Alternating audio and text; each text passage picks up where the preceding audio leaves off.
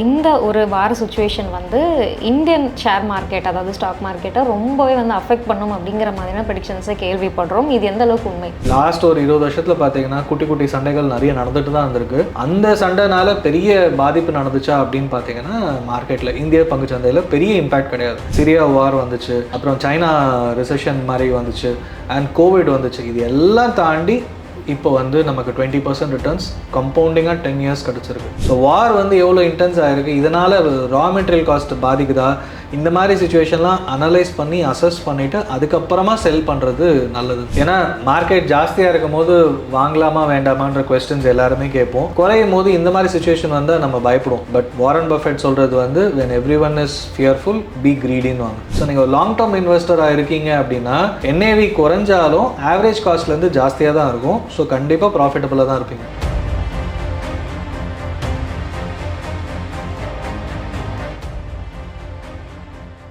Wealth cafe நேயர்களுக்கு வணக்கம். முதலீடுகள் சம்பந்தமான நிறைய விஷயங்களை தொடர்ந்து நம்மளோட சேனலில் பார்த்துட்டு வரோம்.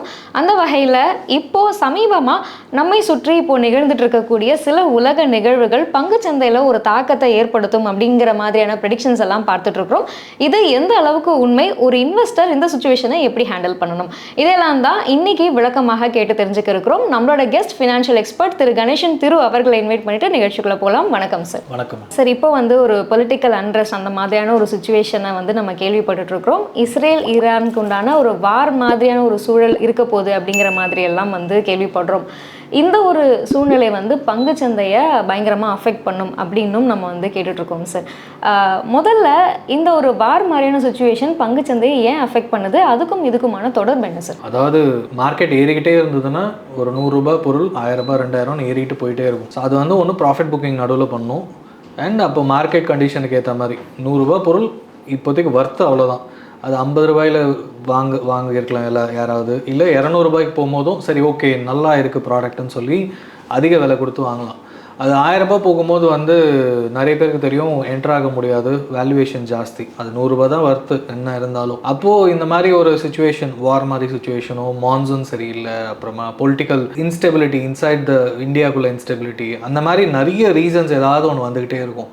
அப்போ அது ஒரு காரணமாக வச்சு அந்த வேல்யூவேஷன் 1000 ரூபாயிலேருந்து 500 400ன்னு குறைஞ்சு அண்ட் 100 to 200 ரேஞ்சில் இருக்கும். அப்போ மறுபடியும் அந்த கம்பெனியோட, நான் சொல்கிறது 100 ரூபாய் பொருள்னா ஒரு கம்பெனியோட ப்ராடக்டை சொல்கிறேன். ஸோ இப்போ இந்த சுச்சுவேஷன் பார்த்தீங்கன்னா இந்த வார் வந்துச்சுன்னா எந்தெந்த நாடு பாதிக்கும், இன்னும் அரௌண்ட் கல்ஃப் கண்ட்ரீஸ். அப்போ வந்து க்ரூட் ஆயில் ப்ரைஸஸ் இன்க்ரீஸ் ஆகும். அப்போ வந்து க்ரூட் ஆயில் நம்பி இருக்கிற மேஜர் இண்டஸ்ட்ரீஸ் இருக்குது. அப்புறம் இந்தியாவுக்கு மேஜர் இம்போர்ட் பார்த்தீங்கன்னா அதனால தான் deficit, current account deficit increase ஆகுது. ஸோ இந்த மாதிரி காரணங்கள் சொல்லி இன்னும் இன்க்ரீஸ் ஆச்சுன்னா, இன்டென்சிஃபை ஆச்சுன்னா ஆட்டோமேட்டிக்காக நமக்கு ஸ்டாக் மார்க்கெட் பாதிக்கும். ஏன்னா மற்ற ப்ராடக்ட்ஸோட ரா மெட்டீரியல் காஸ்ட் இன்க்ரீஸ் ஆகும். செயின் ரியாக்ஷன் சொல்லுவாங்க. அதாவது ஒன்றுமே இல்லாத விஷயத்துக்கு அந்த பட்டர்ஃப்ளை எஃபெக்ட் சொல்கிற மாதிரி தான், பயங்கரமாக பயந்து இதுவாகுமா அப்படின்னும் போது ஸ்டாக் மார்க்கெட்டில் கொஞ்சம் சில பேர் வந்து ஆல்ரெடி ஒரு ப்ராஃபிட்டில் இருப்பாங்க. இது ஒரு சுச்சுவேஷன் யூஸ் பண்ணி நான் ப்ராஃபிட் புக் பண்ணிக்கிறேன். இதுதான் ஜென்ரலாக வார் கைண்ட் ஆஃப் சுச்சுவேஷன்ஸில் இமீடியட் ரியாக்ஷன். அதாவது நம்ம தோணி பயந்துட்டோம் அப்படின்னா என்ன பண்ணுவோம், டக்குன்னு ஏதாவது விற்றுருவோம் இல்லை இருக்கிற ஸ்டாக்ஸ்.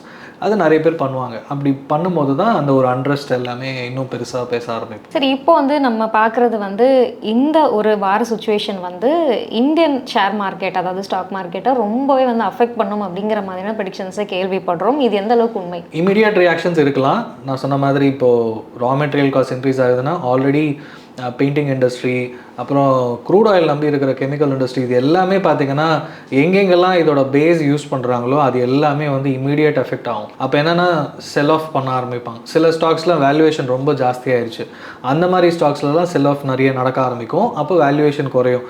ஸோ இது வந்து ஒரு பெருசாக ஆகுதோ இல்லையோ தெரியாது. உக்ரைன் வார் ஆரம்பிக்கும் போதும் பார்த்தீங்கன்னா உக்ரைன் ரஷ்யா எக்ஸ்போர்ட்ஸ்லாம் பாதிக்கும் அப்படின்னு சொல்லிட்டு ரா மெட்டீரியல் அந்த ஃபுட் எக்ஸ்போர்ட்ஸ் இதுவாகும்னு சொல்லிட்டு அந்த டைமில் ஒரு செல் ஆஃப் நடந்துச்சு. பட் பெருசாக இம்பேக்ட் ஆகலை. இன்னும் பார்த்தீங்கன்னா 1 இயராக நடந்துட்டு தான் இருக்குது. அந்த சிரியா போர் வந்துச்சு, அப்புறம் இப்போ வந்து நடக்கிறது இஸ்ரேல் ஈரான், எதிர்பார்க்காம மறுபடியும் ஸ்டார்ட் ஆகிருக்கு. ஸோ இது ஸ்டார்ட் ஆகி எல்லாமே அப்படியே ஒரு மேபி ஒரு 1 வீக் ஒரு செட்டில் டவுன் ஆகும். டெக்னிக்கலாகவும் நம்பர்ஸ் பார்த்தோன்னா ரொம்ப இன்க்ரீஸ் ஆகி பழைய பாட்டம் அப் லெவலுக்கு வந்தோடனே ஆட்டோமேட்டிக்காக கொஞ்சம் மார்க்கெட் வந்து கொஞ்சம் கூல் ஆஃப் ஆகும். அதுக்கப்புறம் அந்த வார் சிச்சுவேஷனும் ஓரளவு கூல் ஆஃப் ஆகுதா இல்லை என்னன்ற பொறுத்து தான் நெக்ஸ்ட் லெவல். பட் லாஸ்ட் ஒரு 20 வருஷத்தில் பார்த்தீங்கன்னா குட்டி குட்டி சண்டைகள் நிறைய நடந்துட்டு தான் இருந்திருக்கு. அந்த சண்டைனால பெரிய பாதிப்பு நடந்துச்சா அப்படின்னு பார்த்தீங்கன்னா மார்க்கெட்டில் இந்திய பங்குச்சந்தையில் பெரிய இம்பாக்ட் கிடையாது. ஷார்ட் டேர்ம் இம்பாக்ட் வந்துகிட்டே இருக்கும், ஒரு 5 to 10%. இப்போவே பார்த்தீங்கன்னா வேல்யூவேஷன் ஜாஸ்தியான்னு பேசிகிட்டு இருக்கோம். இந்தியாவில் ஒன்றும் பிரச்சனை இல்லை, குளோபலி ரேட் கட்ஸ் நடக்கும், எல்லாம் பாசிட்டிவாக பேசணும்னா இப்பயும் பேசலாம். பட் இப்போதைக்கு ஒரு கரெக்ஷன் வந்தால் நல்லா இருக்கணும் போது இந்த சுச்சுவேஷனை யூஸ் பண்ணி கரெக்ஷன் பண்ணுவாங்க. ஸோ அப்படி தான். ஸோ இப்போ ஒரு கரெக்ஷன் வரதுக்கான வாய்ப்புகள் இருக்குது இல்லையா, அப்படி எடுத்துக்கலாமா? வரதுக்கு வாய்ப்பு இருக்குது, வந்தாலும் நல்லது. ஏன்னா ஒரு 5 to 10%, ஒரு 5% ஆனாலுமே ஒரு 75,000 73,000 கிட்ட இருக்குது. இப்போது இன்னும் கொஞ்சம் கரெக்ஷன் ஆச்சுன்னா ஷேர்ஸ் டைரக்ட் ஈக்விட்டியில் இன்வெஸ்ட்மெண்ட் பண்ணுறவங்க எண்ணிக்கை கொஞ்சம் ஜாஸ்தியாகும். ஏன்னா நிறைய பேர் வந்து என்ட்ரு ஆகலாமா வேண்டாமான்னு இருக்காங்க. பட் லாங் டேர்ம் இன்வெஸ்டர்ஸ்னு பார்க்கும்போது இப்போவும் வந்து உங்களுக்கு நல்ல கம்பெனிஸ் வந்து வேல்யூவேஷன் வைஸ் கம்மியாக இருக்குது. ஸோ அதை அனலைஸ் பண்ணிவிட்டு நீங்கள் என்ட்ரு ஆகிறீங்கன்னா இந்த மாதிரி சுச்சுவேஷன்லாம் நீங்கள் பார்த்து பயப்படவே தேவையில்லை. சரி, இப்போது இந்திய பங்குச்சந்தையில் ஒரு கரெக்ஷன் வருது அப்படின்னா ஆப்வியஸாக அது வந்து மியூச்சுவல் ஃபண்ட்ஸையும் கண்டிப்பாக அதனுடைய தாக்கம் வந்து இருக்கும் இல்லையா? இப்போ இந்த கரெக்ஷன் வந்து மியூச்சுவல் ஃபண்ட்ஸில் என்ன மாதிரியான தாக்கத்தை ஏற்படுத்தலாம்? டைரக்ட் ஈக்விட்டி, அதாவது large cap, mid cap, small cap, already last ஒரு 2 months பார்த்தீங்கன்னா லாஸ்ட் மந்த் வந்து செபியிலேருந்து வார்னிங் கொடுத்தாங்க, மிட் அண்ட் ஸ்மாலில் ஃப்ராத் இருக்குது, அதாவது நிறைய வேல்யூவேஷன் ஜாஸ்தியாக இருக்குது கம்பெனிஸ்னு. ஸோ இந்த மாதிரி மிட் அண்ட் ஸ்மால் கேப்பில் ஒரு பெரிய கரெக்ஷன் எதிர்பார்க்கலாம். அப்போது மிட் அண்ட் ஸ்மாலில் என்ட்ரே ஆகக்கூடாதா அப்படின்னா நீங்கள் இன்னொரு 5+ year இன்வெஸ்டர், 10 years இன்வெஸ்டர், ஒரு ரிட்டையர்மெண்ட்டுக்கு, பசங்க எஜுகேஷன், மேரேஜ், இந்த மாதிரி விஷயம்னா மோர் தேன் 10 years, அப்போ தாராளமாக என்ட்ரு ஆகலாம். அண்ட் எஸ்ஐபி தான் போட போகிறீங்க. ஒரு 3 மாதம் வந்து வேல்யூவேஷன் ஜாஸ்தியாக போட்டாலும் அடுத்த 3 months செல் ஆஃப் ஆகி குறையும் போது உங்களுக்கு இன்னொரு அடிஷ்னலாக செல் பண்ண போகிறீங்க. ஏன்னா நம்ம ஆரம்பிக்கிறது தான் மியூச்சுவல் ஃபண்டில் முக்கியம். தள்ளி போட்டுகிட்டே இருந்தோம்னா ரீசன்ஸ் வந்துக்கிட்டே இருக்கும். அதுக்கப்புறம் ரேட் கட்ஸ் தள்ளி போகுதுன்னும் போது, யூஎஸில் ரேட் கட் தள்ளி போகுதுன்னா அப்போது கொஞ்சம் கரெக்ஷன்ஸ் வரலாம். அப்புறம் யூஎஸ் எலெக்ஷன்ஸ் வருது, இந்தியன் எலெக்ஷனோட ரிசல்ட்ஸ் தெரியாது, யூஎஸ் எலெக்ஷன் அக்டோபர் நவம்பரில் வரும். ஸோ இந்த மாதிரி ஒவ்வொரு காரணங்கள் ஒவ்வொரு வருஷமும் நடந்துக்கிட்டே இருக்கும். ஸோ அந்த காரணங்களுக்காக தள்ளி போடாமல் நான் எவ்வளோ வருஷம் இன்வெஸ்ட்மெண்ட் பண்ண போகிறேன், இப்போ எதில் என்ட்ரு ஆனால் நல்லது அப்படின்றத புரிஞ்சுக்கிட்டு என்ட்ரு ஆனால் இந்த மாதிரி எந்த சுச்சுவேஷன் இருந்தாலும் பயப்பட வேணாம். சரி, இப்போ கரெக்டாக தான் கேட்க வந்தேன். இப்போ ஒரு புது இன்வெஸ்டர் வராங்க அப்படின்னும் போது அவங்க இந்த சுச்சுவேஷன் வந்து எப்படி எடுத்துக்கணும்? ஏன்னா இப்போ அவங்க வந்து இதுக்கு முன்னாடி நடந்த நிகழ்வுகள் பற்றிலாம் அவ்வளோ அவேராக இருப்பாங்களா அப்படின்னு தெரியல. இப்போ தான் மியூச்சுவல் ஃபண்ட்ஸ் பற்றி தெரிஞ்சுக்கிறாங்க. நான் என்ட்ரு ஆகலாம் அப்படின்னு உள்ளே வரும்போது இந்த மாதிரி ஒரு சுச்சுவேஷன் சொல்கிறாங்களே அப்படின்னும் போது அவங்களுக்கு ஒரு தயக்கம் இருக்கும், இப்போ இதுக்குள்ளே போகலாமா வேணாமா அப்படிங்கிற மாதிரி. ஸோ அவங்க எப்படி எதிர்கொள்ளணும் சார்? இப்போ நம்ம வந்து 3 வருஷம் போட போகிறோன்னா மியூச்சுவல் ஃபண்டில் ஈக்விட்டிஸ் போட வேண்டாம் அப்படின்னு சொல்லலாம். நெக்ஸ்ட் 2 to 3 years இல்லை நெக்ஸ்ட் 2 yearsக்குள்ளே அப்படின்னு எடுத்துக்கிட்டோன்னா ஈக்விட்டி மியூச்சுவல் ஃபண்டில் என்ட்ரு ஆகிறது இந்த சுச்சுவேஷனில் எப்போவா இருந்தாலும் ஈக்விட்டியில் 2 yearsல ரிட்டர்ன்ஸ் எதிர்பார்க்காதீங்கன்னு தான் நான் சொல்லுவேன். மினிமம் 4 to 5 years என்ட்ரு ஆக பீரியட் இருக்குது, டைம் பீரியடு. எனக்கு லாங் டேர்மில் நல்ல ரிட்டர்ன்ஸ் 4 to 5 yearsக்கு மேலே தான் எதிர்பார்க்குறேன்னா பண்ணலாம். ஸோ அப்படி இல்லை 2 years, 1 year, 3 years வரைக்கும்னா பெஸ்ட்டு வந்து டெட் மியூச்சுவல் ஃபண்டில் போடலாம், அல்ட்ரா ஷார்ட் டேர்ம் மாதிரியான ஃபண்ட்ஸு. இல்லை 3+ years இருக்குன்னா பேலன்ஸ்ட் அட்வான்டேஜ் ஃபண்ட். இதெல்லாம் வந்து உங்களுக்கு மாடரேட் கைண்ட் ஆஃப் ரிட்டர்ன்ஸ் கொடுக்கும். அப்படி இல்லைன்னா நிறைய இன்வெஸ்ட்மெண்ட் ப்ராடக்ட்ஸ் இருக்குது, அங்கே வந்து உங்களுக்கு 8 to 9% பயமே இல்லாமல் எஃப்டி மாதிரி கிடச்சிரும். ஸோ அதில் போட்டிங்கன்னா உங்களுக்கு அதிகப்படியான ரிட்டர்ன்ஸ் வாலட்டாலிட்டி இல்லாமல் கிடச்சிரும். ஸோ நான் 10 years, இப்போ நிறைய பேர் வந்து நம்ம சேனல்லே கமெண்ட்ஸில் கேட்குறது மிட் அண்ட் ஸ்மால் கேப்பில் இப்போ போடலாமா, நான் ஆல்ரெடி 4 மாதம் ஆச்சு அப்படின்னும் போது 5 years இருக்குன்னா பயப்படாதீங்க. ஏன்னா நீங்கள் லாஸ்ட் 10 years ரிட்டர்ன்ஸ் வந்து மிட் கேப் இண்டெக்ஸ்லேயே வந்து 20% கொடுத்துருக்கு. Active mid cap, HDFC mid cap ஆப்பர்ச்சுனிட்டிஸாக இருக்கட்டும், இல்லைனா மோதிலால் ஆஸ்வால் மிட் கேப்லாம் 20-21% ரிட்டர்ன்ஸ் கொடுத்துருக்காங்க.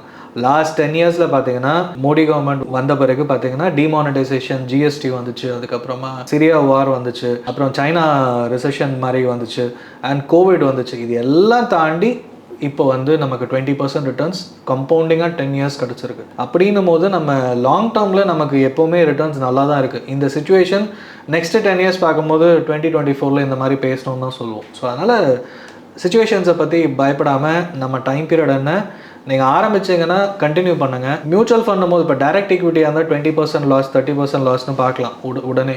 பட் மியூச்சுவல் ஃபண்டை பொறுத்த வரைக்கும் உங்களுக்கு 3 to 5% கரெக்ஷனுக்கே வந்து, ஏன்னா ஒரு 40-50 கம்பெனி எல்லாத்தையும் சேர்த்த மாதிரி கரெக்ஷன் ஆகிறதுக்கு வந்து உங்களுக்கு ஒரு 5% அண்ட் ரெக்கவர் ஆனாலும் உங்களுக்கு குயிக்காக ரெக்கவர் ஆகிடும். ஸோ பயப்படாமல் இன்வெஸ்ட்மெண்ட் பண்ணலாம். சரி, இப்போ நம்ம வந்து நியூ இன்வெஸ்டர் இந்த சுச்சுவேஷனை எப்படி ஹேண்டில் பண்ணணும் அப்படின்னு பார்த்துட்டோம். அதாவது மியூச்சுவல் ஃபண்ட்ஸ்குள்ளே இன்வெஸ்ட் பண்ணணும் அப்படின்னு நினைக்கிறவங்க இப்போ பார்த்தீங்கன்னா ஒரு 3-4 வருஷமாக இன்வெஸ்ட் பண்ணிட்டு இருக்கவங்க இருப்பாங்க.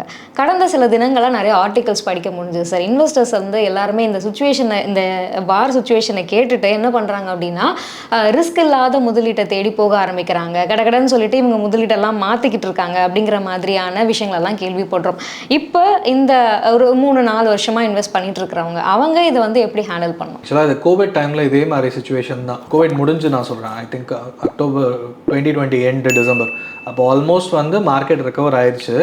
அப்போது எனக்கு ஒருத்தர் கால் பண்ணி, அன்னோன் பர்சன் கால் பண்ணிட்டு, சார் இந்த மாதிரி கோவிட் டைமில் என்கிட்ட வச்சுருந்த ஐடிசி பேங்க்கில் நல்ல ப்ரைவேட் செக்டர் பேங்க் சம்திங் இது மாதிரி ஒரு 4 கம்பெனி வச்சுருந்தேன். கோவிட் வந்தோடனே அந்த மார்க்கெட் பெரிய செல் ஆஃப் நடந்துச்சு. 42,000 கடகடன்னு இறங்கி 25,000-28,000 அந்த ரேஞ்சில் வந்துச்சு. ஸோ நான் பயந்துட்டு நான் செல் ஆஃப் பண்ணிட்டேன் அப்படின்னாரு. டைரக்ட் மியூச்சுவல் ஃபண்ட்ஸும் நான் வித்துட்டேன் அப்படின்னாரு. அவரே சொன்னது அடுத்த 3 மந்த்ஸில் எல்லாம் ரெக்கவர் ஆயிடுச்சு, நான் தப்பு பண்ணிட்டேன் அப்படின்னு. ரெக்கவர் ஆனது மட்டும் இல்லாமல் உடனே வித்தின் அ இயர் வந்து உங்களுக்கு ரெக்கவர் ஆனதை தாண்டி ஒரு 50,000 வரைக்கும் போயிடுச்சு குயிக்காக. அந்த பாட்டம் எவ்வளோ ஸ்பீடாக வந்துச்சோ அவ்வளோ ஸ்பீடாக பவுன்ஸ் பேக் ஆச்சு. ஸோ மார்க்கெட் எப்படி பிஹேவ் பண்ணோன்னே நமக்கு தெரியாது. பட் நம்ம நல்ல கம்பெனியாக நல்ல மியூச்சுவல் ஃபண்டாக இதெல்லாம் பார்த்தோன்னா நம்ம இந்த அதுவும் 4 இயர்ஸ் போது அந்த சுச்சுவேஷன் வந்து வித்தின் 3 மந்த்ஸ் ரெக்கவர் ஆச்சு. இப்போது வந்து கோவிட் வந்து உலக அளவில் ஃபுல்லாகவே பாதிச்சது. அந்த சுச்சுவேஷன்லேருந்து 3 மந்த்ஸில் ரெக்கவர் ஆகும்போது என்னென்னா அந்த கோவிடுக்கான மருந்து கண்டுபிடிச்சிட்டாங்கன்னு தெரிஞ்ச உடனே கடகடன் ரெக்கவர் ஆகிடுச்சு. இப்போ வந்து இந்த வார் சுச்சுவேஷன் ஆல்ரெடி இஸ்ரேலையும் வார் நடந்துட்டு தான் இருந்தது. இப்போ இஸ்ரேல் ஈரான் நடந்துகிட்ருக்கு.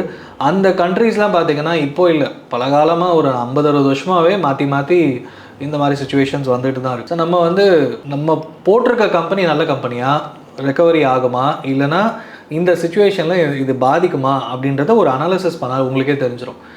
நீங்கள் பண்ணுற கம்பெனி லோக்கலாக இந்தியன் மேனுஃபேக்சரிங் மட்டும்தான் ஃபோக்கஸ் பண்ணுறாங்க அப்படின்னா இதனால் பாதிப்பு இருக்காது.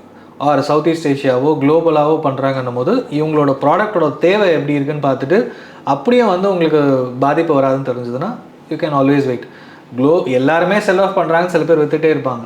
உங்ககிட்ட பணம் இருந்ததுன்னா இந்த சுச்சுவேஷனில் இன்னும் கொஞ்சம் பை பண்ணுறதுக்கான ஆப்பர்ச்சுனிட்டியாக இதை பார்க்கலாம். சரி, இப்போது பை பண்ணுறதுக்கான ஆப்பர்ச்சுனிட்டியாக பார்க்கலாம் அப்படின்னு பார்க்குறோம். இன்னொரு பக்கம் வந்து குளோபலாக அஃபெக்ட் ஆகுமா அந்த மாதிரியான செக்டர்ஸை பாருங்கள் அப்படின்னு சொல்கிறோம். இப்போ ஒரு கொஸ்டின் என்னென்னா, எந்தெந்த மாதிரியான செக்டர்ஸ் வந்து இப்போ அஃபெக்ட் ஆகலாம், எந்தெந்த மாதிரியான செக்டர்ஸ் வச்சுருக்கவங்க கொஞ்சம் காஷனாக இருக்கணும்? ஸோ மோஸ்ட்லி ஏன்னா இது இஸ்ரேல் ஈரான் போது நமக்கு வந்து டைரெக்டாக பாதிப்புன்னு எதுவும் கிடையாது.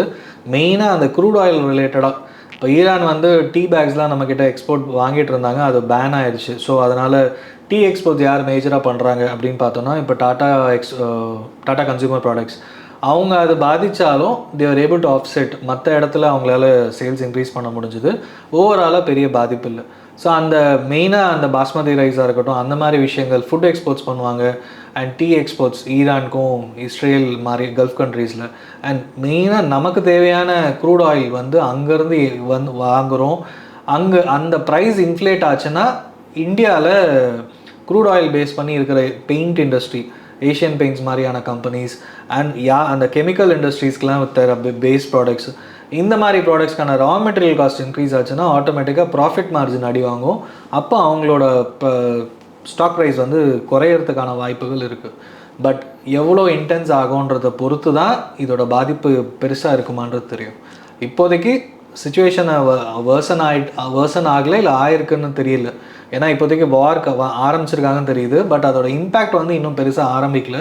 அது போக போக தான் தெரியும். ஸோ நம்ம உடனே ரியாக்ட் பண்ணாமல் வார் சுச்சுவேஷன் இப்போதைக்கு பார்த்தீங்கன்னா நமக்கு யூடியூப் சேனல்ஸ் நிறைய இருக்குது, எல்லா இடத்துலையும் நம்ம வந்து இன்ஃபர்மேஷன்ஸ் கிடைக்குது. ஸோ வார் வந்து எவ்வளோ இன்டென்ஸ் ஆகிருக்கு, இதனால் ரா மெட்டீரியல் காஸ்ட் பாதிக்குதா, இந்த மாதிரி சுச்சுவேஷன்லாம் அனலைஸ் பண்ணி அசஸ் பண்ணிவிட்டு அதுக்கப்புறமா செல் பண்ணுறது நல்லதுன்னு சொல்லுவோம். ஸோ இப்போ இந்த மாதிரி ஒரு சுச்சுவேஷன் இருக்குது சார், அனலைஸ் பண்ணுங்கள், வெயிட் பண்ணுங்கள் அப்படின்னு சொல்கிறீங்க. எத்தனை நாள் வரைக்கும் வெயிட் பண்ணலாம்? இப்போ இந்த மாதிரி ஒரு சுச்சுவேஷன் நடக்குது, நான் எவ்வளோ டேஸ் வந்து வெயிட் பண்ணலாம்? வெயிட் பண்ணிவிட்டு ஆப்ஷன் ஏ நான் என்ன பண்ணணும், ஆப்ஷன் பி என்ன பண்ணணும்? இப்போ நீங்கள் போட்டிருக்கிறது பேங்க்ஸு, எஃப்எம்சிஜி, ஐடி அந்த மாதிரி கம்பெனிஸ்லாம் நீங்கள் பயப்படவே தேவையில்லை. எக்ஸ்ட்ரா பணம் இருந்ததுன்னா மார்க்கெட் கிராஷ் ஆகுது, மேபி ஒரு 5% டவுன் ஆகுதுன்னா இன்னும் கொஞ்சம் போட முடியுமான்னு பாருங்கள். டைரக்ட் ஈக்விட்டியாக இருந்தால் ரிலேட்டடாக இப்போ கெமிக்கல் இண்டஸ்ட்ரி, பெயிண்டிங் இண்டஸ்ட்ரி அந்த மாதிரி கம்பெனிஸ்னால், ஃபார் எக்ஸாம்பிள் ஏஷியன் பெயிண்ட்ஸ் பற்றி நம்ம சேனல்லே பேசியிருந்தோம். அதில் வந்து வேல்யூவேஷன் கொஞ்சம் கரெக்டாக இருக்குது, என்ட்ரி ஆகிறதுக்கான பாயிண்ட்ஸ் இருக்குன்ற மாதிரி சொல்லியிருந்தோம். ஸோ அப்போது என்ட்ரி லெவலில் இருக்குதா அப்படின்னு பார்த்துட்டு, ஏன்னா மார்க்கெட் ஜாஸ்தியாக இருக்கும் போது வாங்கலாமா வேண்டாமான்ற கொஸ்டின்ஸ் எல்லாருமே கேட்போம். குறையும் போது இந்த மாதிரி சுச்சுவேஷன் வந்தால் நம்ம பயப்படுவோம். பட் வாரன் பஃபெட் சொல்கிறது வந்து when everyone is fearful be greedyன்னு வாங்க. ஸோ இப்போ எல்லாருமே பயப்படும் போது மார்க்கெட் குறையுதா, அப்போ தான் எல்லாரும் பயப்படுறாங்கன்னு அர்த்தம். பயந்துட்டு எல்லாம் விற்றுட்டாங்க. பயந்துட்டு எல்லாம் விற்கும் போது நல்ல கம்பெனிஸை வந்து நம்ம ஐடென்டிஃபை பண்ணி வச்சுருந்தோன்னா இதுதான் என்ட்ரி ஆகிறதுக்கான பாயிண்ட். ஸோ இதுவே மியூச்சுவல் ஃபண்டாக இருந்ததுன்னா மியூச்சுவல் ஃபண்ட்ஸில் வந்து நீங்கள் புது எஸ்ஐபி ஸ்டார்ட் பண்ணணும்னா பண்ணலாம். நீங்கள் மியூச்சுவல் ஃபண்ட் வந்து என்னால் இந்த மாதம் மந்த்லி என்னால் 5,000 10,000 தான் ஆரம்பிக்க முடியும்னா நீங்கள் எதுவுமே பயப்பட வேணாம், நீங்கள் பாட்டு கண்டினியூ பண்ணலாம். ஏன்னா 2019 என் ஃப்ரெண்டு ஆரம்பிக்கும் போது ஐ திங்க் 30s இருந்தது ஃபார் எக்ஸாம்பிள். ஏன்னா நேற்று ரிப்போர்ட் பார்க்கும்போது ஆக்சிஸ் ஸ்மால் கேப்பில் ரிட்டர்ன்ஸ் நல்லா இருக்கணும் போது பார்த்தோம். இப்போ வந்து 89-90 ருபீஸ்க்கு வந்திருக்கு.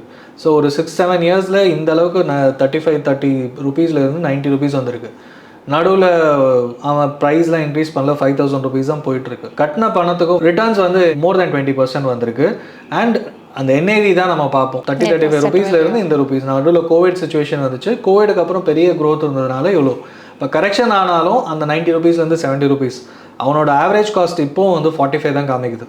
45 ருபீஸ்னா 90லேருந்து 70 வந்தாலும் ப்ராஃபிட்டபுளாக தான் இருக்க போகிறாங்க. ஸோ நீங்கள் ஒரு லாங் டேர்ம் இன்வெஸ்டராக இருக்கீங்க அப்படின்னா என்ஏவி குறைஞ்சாலும் ஆவரேஜ் காஸ்ட்லேருந்து ஜாஸ்தியாக தான் இருக்கும். ஸோ கண்டிப்பாக ப்ராஃபிட்டபுளாக தான் இருப்பீங்க. ஒரு 3 months இல்லை 1 year 2 year தான் கட்டுறீங்க அப்படின்னா மேபி நியர்பை என்ஏவி இருக்கும் ஆவரேஜ் காஸ்ட்டு.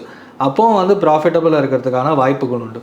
ஸோ நம்ம எப்போ ஆரம்பிக்கிறோம், எதுக்கு ஆரம்பிக்கிறோம் தெரிஞ்சு ஆரம்பிச்சிங்கன்னா எம்எஃப்பை பொறுத்த வரைக்கும் பயப்பட வேணாம். ஸ்டாக்கை பொறுத்த வரைக்கும் எல்லாரும் விற்கும் போது அதுதான் என்ட்ரி லெவலுக்கான பாயிண்ட். ஸோ நீங்கள் நல்ல கம்பெனி சூஸ் பண்ணியிருந்தீங்கன்னா இன்னும் அனலைஸ் பண்ணிவிட்டு இன்னும் பர்ச்சேஸ் பண்ண முடியுமான்னு பார்க்கலாம். சரி, இப்போ வந்து ஒரு கரெக்ஷன் வரும்போது உள்ளே போகிறதுக்கான வாய்ப்பாக பாருங்கள், மார்க்கெட்டுக்குள்ளே என்ட்ரு ஆகிறதுக்கான வாய்ப்பாக பாருங்கன்னு சொல்கிறீங்க. அப்படி ஒரு வேலை இஃப் சப்போஸ் ஒரு கரெக்ஷன் நடக்குது அப்படின்னு வச்சுப்போம், எந்த மாதிரியான செக்டர்ஸை வந்து நம்ம வந்து ஆப்ஷனில் வச்சுக்கலாம்? இப்போ வந்து லேட் எக்ஸ்பேன்ஷன் சைக்கிள் சொல்லுவாங்க. அதாவது எக்கனாமிக் சைக்கிள் பேஸ் பண்ணி தான் வந்து ஒரு ஸ்டாக் வந்து என்ட்ரி எந்தெந்த செக்டார்ஸ் இருக்கோ. இப்போது மார்க்கெட் இஸ் அ சைக்கிள்னு சொல்லுவோம். இந்த டைம் பீரியடில் இந்த செக்டார்ஸ்லாம் ஃபோக்கஸ் பண்ணலாம், ரிசர்ஷன் டைமில் safe and defence sectors focus பண்ணலான்னு. ஸோ லேட் எக்ஸ்பேன்ஷன் வரும்போது நம்ம மேஜராக எஃப்எம்சிஜி என்ட்ரி ஆக முடியுமா அப்படின்னு பார்க்கலாம். இப்போதைக்கு பார்த்தீங்கன்னா ப்ரைவேட் பேங்க்ஸ்லாம் நல்ல செல் ஆஃப் ஆகிருக்கு. ஸோ வேல்யூவேஷன் வைஸ் அட்ராக்டிவாக இருக்குது. ஃபினான்ஷியல் சர்வீசஸ், பஜாஜ் ஃபினான்ஸ் மாதிரியான கம்பெனி அண்ட் ஈவன் எஃப்எம்சிஜிஸில் வேல்யூவேஷன் இப்போ தான் கொஞ்சம் குறைஞ்சிருக்கு. இது வரைக்கும் ஜாஸ்தியாக இருக்குன்னு சொல்லிட்டு என்ட்ரி ஆகலை. லாஸ்ட் 3-4 இயர்ஸாகவே நிறைய எஃப்எம்சிஜி கம்பெனிஸ் கொஞ்சம் கொஞ்சமாக சேல்ஸ் இம்ப்ரூவ் பண்ணி எல்லாம் இம்ப்ரூவ் ஆனாலும் பட் கோவிடுக்கு முன்னாடி லெவலோ இல்லை அவங்களால கன்சிஸ்டண்ட்டாக இன்க்ரீஸ் ஆக முடியல. ஸோ இந்த செக்டார்ஸ் எல்லாமே FMCG and few IT companies large கேப்பில் அண்ட் ப்ரைவேட் பேங்க்ஸ் இது எல்லாமே கொஞ்சம் அட்ராக்டிவாக இருக்குது. இப்போ என்ட்ரி ஆகக்கூடிய லெவலில் இருக்குதுன்னு பார்க்கலாம். ஸோ நெக்ஸ்ட்டு 6 monthsக்கு பொறுமையாக நான் என்ட்ரி ஆகிறேன், நல்ல கம்பெனிஸ் வேணும் அப்படின்னா இந்த 3 செக்டரை இப்போ நீங்கள் பார்த்துட்டு என்ட்ரி ஆகலாமான்னு பார்க்கலாம். சார், இன்றைக்கி வந்து நிகழ்ச்சியில் கலந்துக்கிட்டு இப்போ இருக்கக்கூடிய ஒரு சுச்சுவேஷனை இன்வெஸ்டர் எப்படியெல்லாம் பயன்படுத்திக்கலாம் அப்படின்னு சொல்லி நிறையவே தகவல்களை பகிர்ந்துக்கிட்டீங்க. நிகழ்ச்சியில் கலந்துக்கிட்டதுக்கு ரொம்ப நன்றி சார். ரொம்ப நன்றி. நேர்களே, இன்னைக்கு நிகழ்ச்சியில் இப்போ இருக்கக்கூடிய இந்த வார் மாதிரியான சுச்சுவேஷனை ஒரு இன்வெஸ்டர் எப்படியெல்லாம் பயன்படுத்திக்கலாம் அப்படின்னு சொல்லி விளக்கமாக பார்த்துருந்தோம். இந்த நிகழ்ச்சி உங்களுக்கு பயனுள்ளதாக இருந்திருக்கும் அப்படின்னு சொல்லி நம்புகிறோம். தொடர்ந்து வெல்த் கஃபே சேனலை பாருங்கள். நன்றி. இந்த வீடியோ உங்களுக்கு பிடிச்சிருந்தால் லைக் பண்ணுங்க, ஷேர் பண்ணுங்க, கமெண்ட் பண்ணுங்க. மறக்காம வெல்த் கஃபே தமிழ் சேனலை சப்ஸ்கிரைப் பண்ணிட்டு பெல் பட்டனை கிளிக் பண்ணுங்க.